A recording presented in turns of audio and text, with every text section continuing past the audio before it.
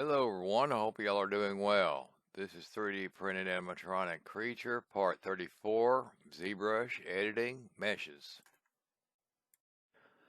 Well, what I've been doing is, on this project is, I'm getting ready to, connect this to its own base plate as far as the sculpture canvas.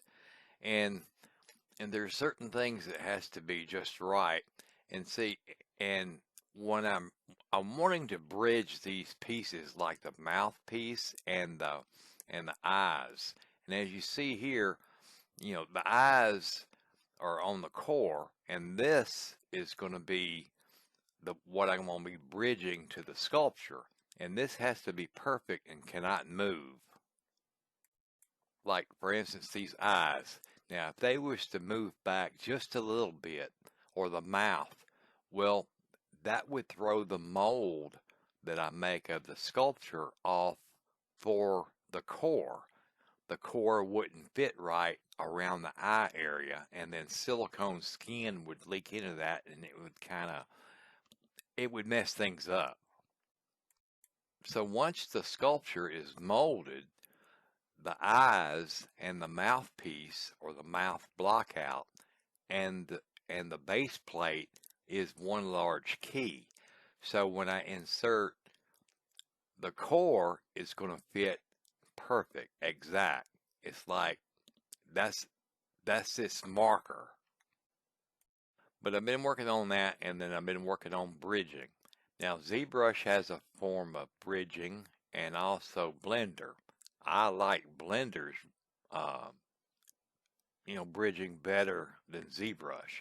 And don't get me wrong, Blender's great, but it's a lot to learn.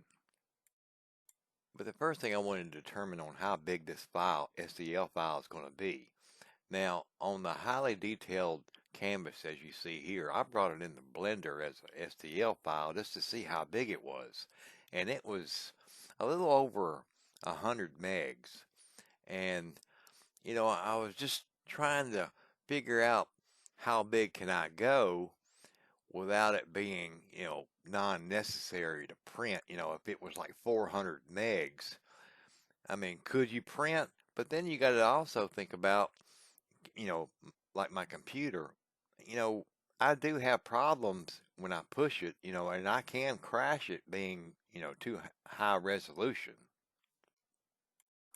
But I've done the ZBrush, decimation, but then I got where I didn't do that anymore. Like as you see here, I'm putting the detail on, and then I'll do a Z remesher, and it'll cut back on some of the polygons, and it'll also make the STL a little bit smaller. But I'm not going to be making it too small. I mean, it's still going to be close to 100, but I might be able to push it maybe to 100, but we're just going to have to see after I get everything bridged in.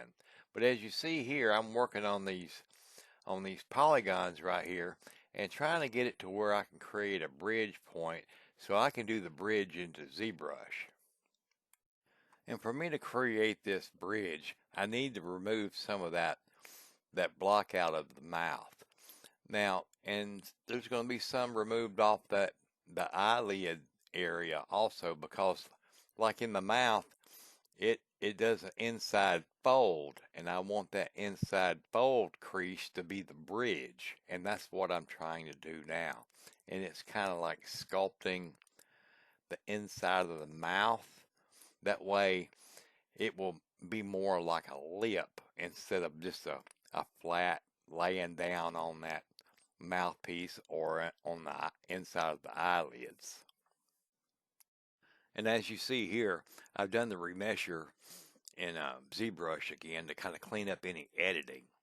But what I've done here to just show you a demonstration, and you'll probably see this later on again, but to demonstrate the bridging of the edge loops, what I do is I highlight this canvas and I'll just capture, the bottom edge, and I'm just highlighting the edge loop, and then I highlight the edge loop on the base plate. Now in Blender and also in ZBrush, I would recommend turning off symmetry. and there's no symmetry in right here in Blender, but I'll just turn it off and then I'll hit Bridge Edge Loop.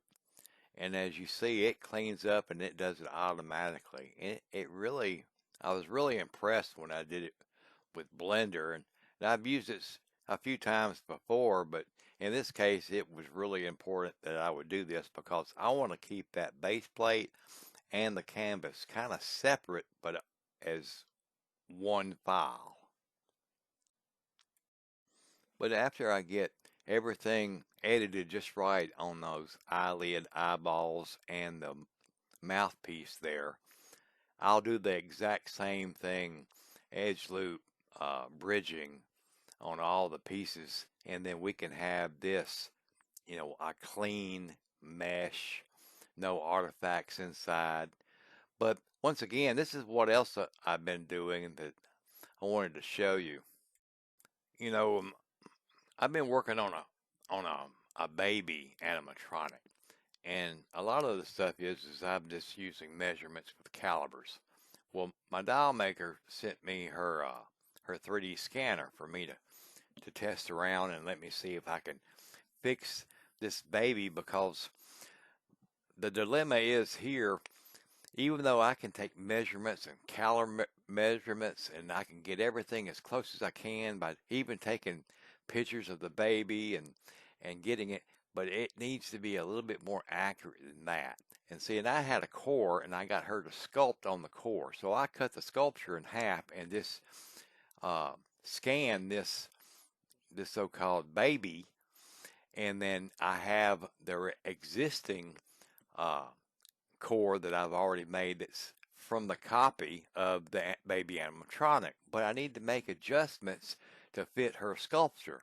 But I don't want to sculpt the baby, I want her to sculpt the baby. So this is kind of the old school method, but I'm trying to put the two together, digital and you know natural sculpting together. So I scanned the model. This is actually the first scan that I did. And it's kind of a, different feel. I know probably some of y'all have scanners, but this is my first test and it did bog down my computer. And I would recommend having a little bit more, powerful computer for scanning. But I cleaned up this so I could make, you know, uh, just get my correct size to create a skull with this baby design so I can make a proper uh, core for her to sculpt on, and then everything would be like, actually putting a skull inside of a, baby skin.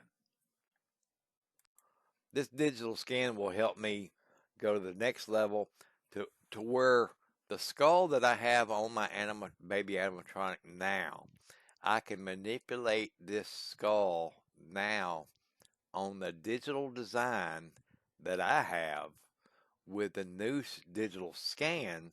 That way it will match her future baby shape. I guess you could say it like that. And once again, the digital scanner is a wonderful tool. If you're a traditional sculptor with clay, you could scan it, make a 3 to 5 millimeter shell inside, and then you would produce a skull with that thickness. But then you could scan your own face and do a 3 to 5 millimeter thickness, and that would represent the skin.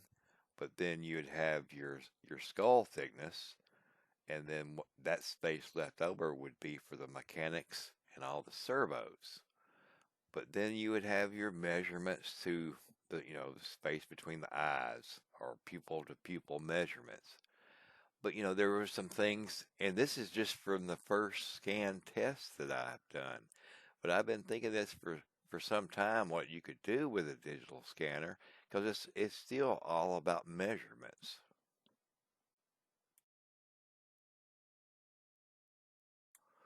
But my doll maker is a really good sculptor, and I want to keep it where she is the sculptor of the baby, but I'm wanting to make sure that my skull, the animatronic skull that's inside her skin will match the inside of her skin.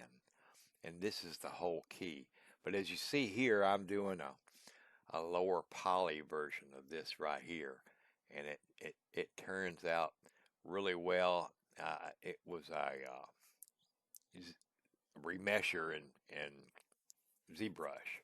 But as you see here, I did a number of tests with different kind of cores from the pre-existing first animatronic I did as a baby. And then I made the core, but as you see, this is the new scan. So now I'll just reduce the size of this our copy and reduce the size, and then it will create a shell as you see here. But then I can just once again put this on the skull that I have already, and then now I know what I need to manipulate to make this fit, and it'll be more accurate. Well, once again, I hope y'all like. It was a fun test. Another way to do an animatronic. But I appreciate all the subscribers and the comments and the thumbs up. Y'all have a good one. Later.